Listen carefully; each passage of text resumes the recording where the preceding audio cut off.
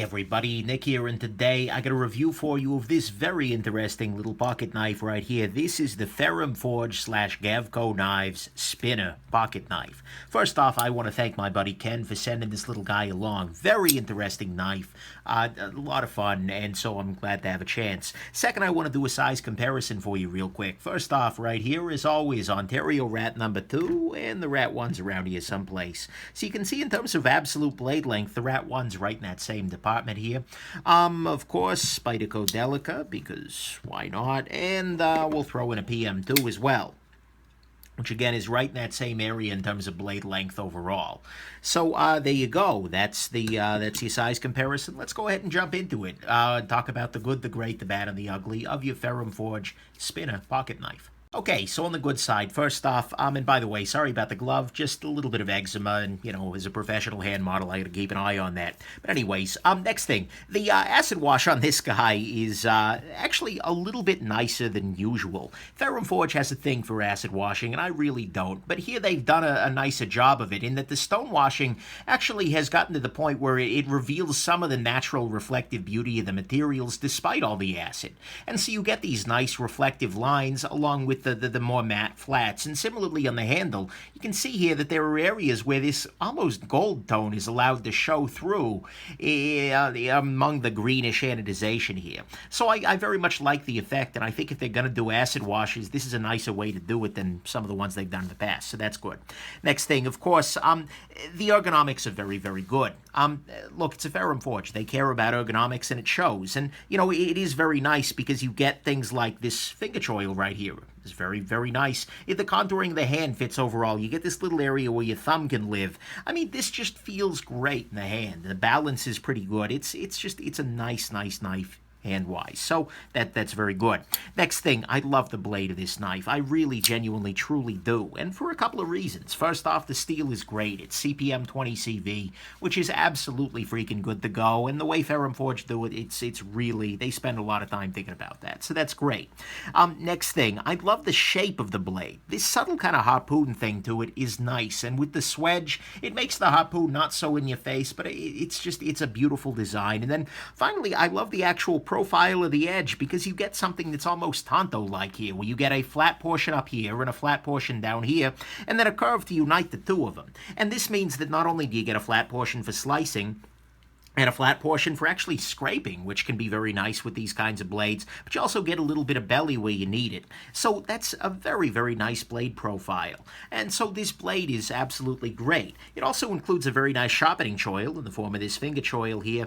And more importantly, most importantly of all, is that it is thinner behind the edge than anything I've seen from Ferrum Forge before. I actually talked to the Ferrum Forge guys about this, and they mentioned that the folks who do their blade grinding are getting way better at grinding them to a very thin apex. And it really shows here, and it does make a serious difference in terms of slicing. For the kinds of cuts I do, this knife has worked better than any Ferrum Forge I've used before, although the Master Blaster wasn't bad either. Then finally, on the good side, I gotta say that this has a little bit more Gavko look than the Ferrum Forge Furco did previously. It seems like here that design-wise, Michael Gavak was a little bit more in the driver's seat, with Ferrum more handling the logistics of things, which in turn makes it look a little bit less like every other Ferrum Forge knife out there. It's very subjective. Maybe I'm insane here, but at least to me, I look at this and I go, oh, that's a Gavko. Whereas I didn't have that same reaction with the Furco, and so to me that's nice. So that's the good to me, is that it's a little bit more Gavko-y than the Furco was. It's thinner behind the edge, which is a big, big difference for me. It's got a very nice blade. It's got very good ergos, and I like the fact that the acid wash here was a little less heavy-handed than usual. Let's talk about what's great. On the great side, for me, 100% it's actually the action. This knife, like I think everything Ferrum Forge does, uses the Hoback adjustable to 10, which is a beautiful thing. It allows you to really dial in the detent strength to whatever you'd like, but the end result is a knife that feels great to flip. The solidity of the knife coupled with that, it's a lot of fun. I mean, it's just super satisfying to flick back and forth. I love, love, love the action of this knife. And it also deploys smoothly, both using the flipper tab back here as well as using this little hole here for a middle finger flick. I don't tend to love the middle finger flick personally, but it works very nicely for that too. And you can dial things in a little bit better for that if you'd like. So, at least for me, 100%, the nice part about this knife, also the close action is pretty nice too, but the closing action on this is 100% very nice too. So, that's what's great, the action. Let's talk about what's not so great, the bad. Okay, so on the bad side, first off, 3 little things that are more maybe personal, and then some more substantial complaints. First off, I really do wish the Ferrum Forge guys would lay off the acid a little bit. What I mean by that is that they acid wash a large majority of their blades and their scales, and as a result, a large majority of Ferrum Forge knives end up looking and feeling kind of dirty to me.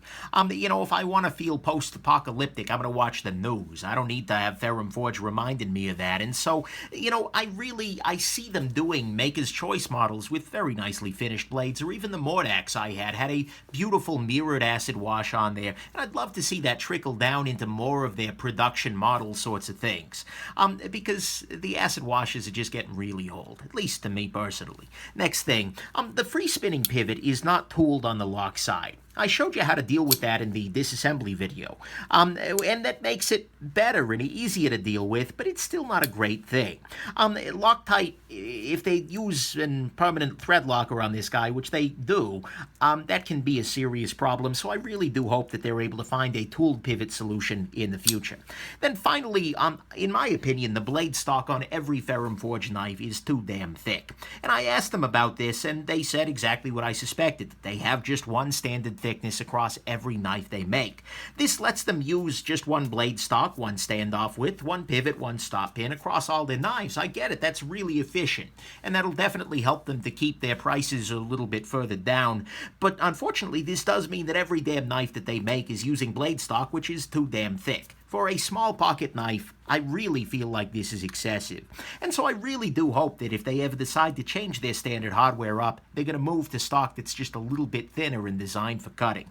But, you know, with the thinner edge, this is not ugly, this is just bad anymore. And this is also personal. Maybe for some guys you absolutely love really thick blades for some reason. But anyways, on to things that are more substantial issues. I'm not a big fan of the logos. Not that they can't exist, but good God, guys, could you make them any bigger? I mean, seriously, the logos on these are huge, and they completely dominate the backside of this knife. They're not unattractive logos, but really, I feel like that could be calmed down. Next thing, this knife is expensive as always. I mean, a lot of work goes into these. They're small batch, small run production sorts of things, and I can see how they'd cost this kind of money, but relative to what else is out there, these are still way up there. $500 is a lot of money to spend on a knife. I don't think they're ripping you off, but it is something you really need to consider. And then finally, perhaps the most annoying thing to me about this knife is the pocket pecker. This has one hell of a flipper tab sticking up there. It does help that, for instance, the scale down slopes a little bit so that this isn't quite hitting your pocket in the worst of ways, but still, holy crap, is this flipper tab prominent. And it was definitely pecking on what else was in my pocket the entire damn time I was carrying this knife, and I'm not super in love with that. So, that's to me what's bad about this knife, is that this knife is hung like a horse in the flipper tab department. It is an expensive knife. The logos are absolutely way too big. The blade stock is too damn thick, as it is on everything they make. The free spinning pivot, I think, does need to be tooled on the backside here, and I really do wish they'd lay off the acid, at least for my personal aesthetic. In terms of the ugly side, because I've gotten better at dealing with the pivot, because this is thinner behind the edge, which offsets the overly thick blade stock some, and because the acid wash is lighter, none of my usual Ferrum Forge ugly is ugly in this particular knife, and so nothing actually hits the threshold, and so let's go into the final conclusion. Look, final conclusion, despite all my complaining, this is 100% the best Ferrum Forge knife I have ever handled. And that's not because the other ones were bad or this is like a huge quantum leap, but it's because this shows a bunch of small incremental improvements. It's thinner behind the edge than usual, which helps to offset the overly thick stock. It's got a lot more of the natural beauty of the material left in with this acid stonewash. If this is how they're doing them in the future, that's great. It's got a little bit more design DNA from outside the shop, which makes it stand out a little bit more in their lineup, and it's still got the same excellent quality action, fit and finish characteristics that make Ferrum Forge what it is. I mean, don't get me wrong, it's still got some minor frustrations. It's got the huge logos, it's got the overly thick stock, it's got one heck of a price tag for it, although, again, I don't think it's unjustified, and it does have one heck of a pocket pecker hanging off the back of it here. But the thing is, this is 100% absolutely a great knife. Even if not every decision is to my taste exactly, I gotta respect it. And as I say every damn time, and as I feel even more strongly, having spent some time talking to the guys from Ferrum Forge, these are some of the most consistent, consistent actually, yeah, and also conscientious knife makers out there right now.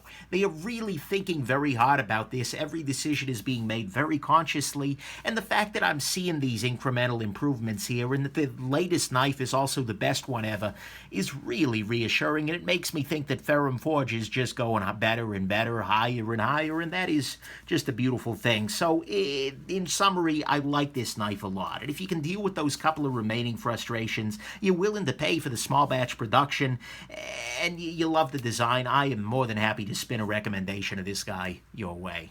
Hope this has been interesting to you, that I was Ferrum to the knife, and that you have yourselves an absolutely wonderful rest of your day. Bye now.